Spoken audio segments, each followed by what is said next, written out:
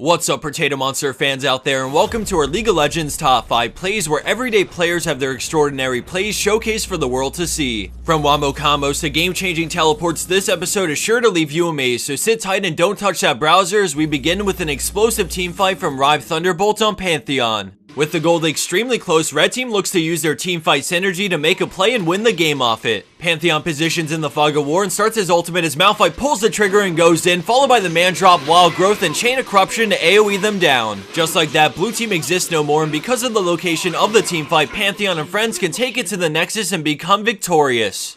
Let's dial back just a bit to rewatch that engage and the wombo combo that follows.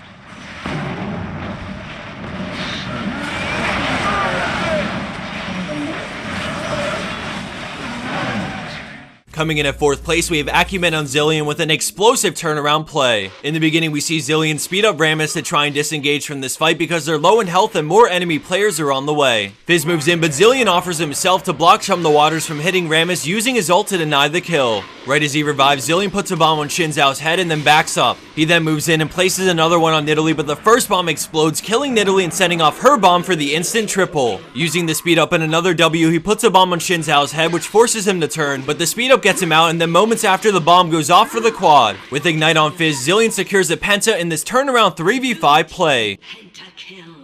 Running his way into our number 3 spot is LL Synchron LL on Udyr with a fantastic game-ending play. So this play is broken into 2 parts, and I sped up the first part so that we aren't here all day, but there are a few key things to take away from this. For starters, during this part of the play, Udyr is running the enemy team around the entire map to stall as much as possible. The second thing to note is that blue team is down a hefty chunk of change and also have a semi-exposed base, so they're definitely fighting an uphill battle. And finally, after chasing for so long, the enemy team decides to push down mid, but there's a large creep wave in the bottom lane, so they send Maokai to take care of it.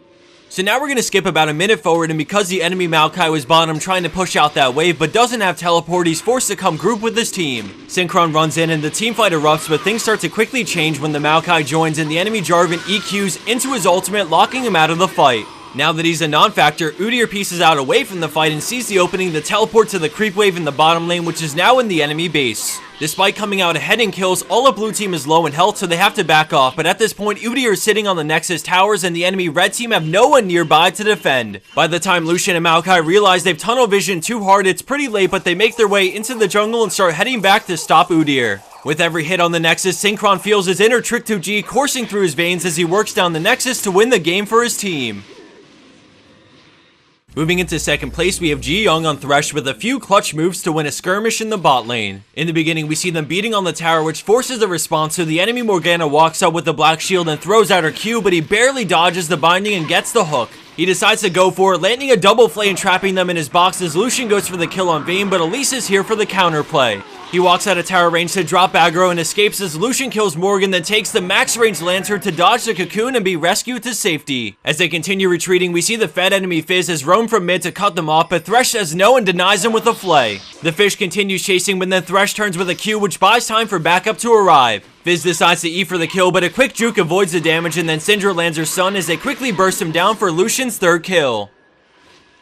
And for our number 1 pro play for this week, we have Haxorus on the newest champion to enter Summoner's Rift, Azir. We start this play in the top lane as the enemy Vayne shreds through Warwick, but Azir has now arrived through River to fight with his team. He slows down Thresh with his Q, but then he gets boxed in, so he decides to pop up another soldier and DPS down Thresh, using his Q to zone them away from the fight. Now in a 2v3, he backs off, but when Vayne tumbles forward, he punishes with a flash ult for the kill. He Qs again and commands the soldiers to attack, but more goes down, and then Fiora flashes to close the gap. He collapses his minions and then E's as he gets a kill on Fiora and immediately pops Zanya's. As soon as he gets out, he spawns another soldier and moves them to completely cut off any escape options Thresh might have as he picks up the triple from afar. With only one enemy player remaining, he decides to tank through the damage with Barrier, which forces Lee Sin to back off. With the final W and Q, he moves him to Lee Sin and finishes him off because he was greedy and kept in range to try and land the Sonic Wave.